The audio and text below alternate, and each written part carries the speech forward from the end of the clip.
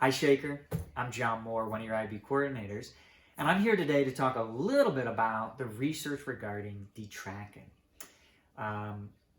2006, University of Pennsylvania did a meta-analysis, and all that means is that they looked at 15 different studies across time and place to try to draw conclusions or identify patterns about detracking across all these studies.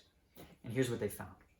Two major points. Point number one, when schools detract, the academic achievement of the young people who were previously in those lower tracks, whether it's remedial or core or what have you, those young people's academic achievement improves.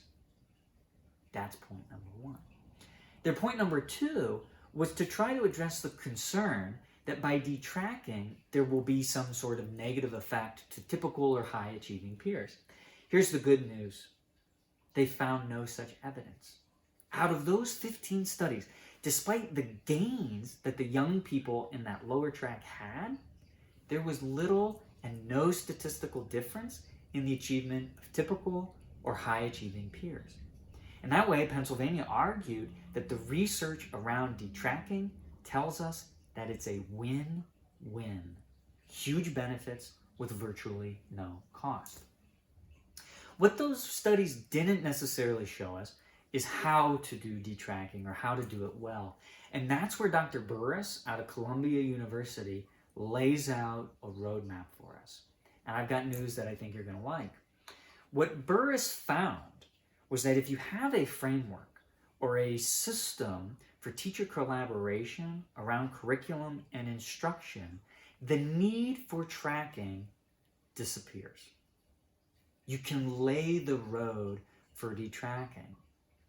And the punchline to this research is that the framework they used to lay that road for detracking was the International Baccalaureate, the same program that Shaker has adopted pre-K through 12. And here's what Burris found. In the International Baccalaureate programs, teachers are collaborating across what they call these sort of arbitrary lines between these tracked classes. And IB expects and mandates that we have common experiences and expectations around critical and creative thinking, around skills towards learning, around assessment. When you have those expectations in place, it reduces the need for these tracks. Dr. Burris found that, and she talks about it extensively in her book, Detracking for Excellence and Equity.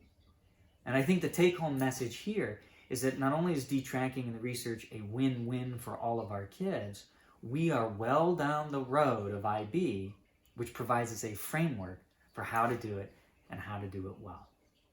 I look forward to continuing the conversation, and I'm proud to work in a district that's taking us in this direction.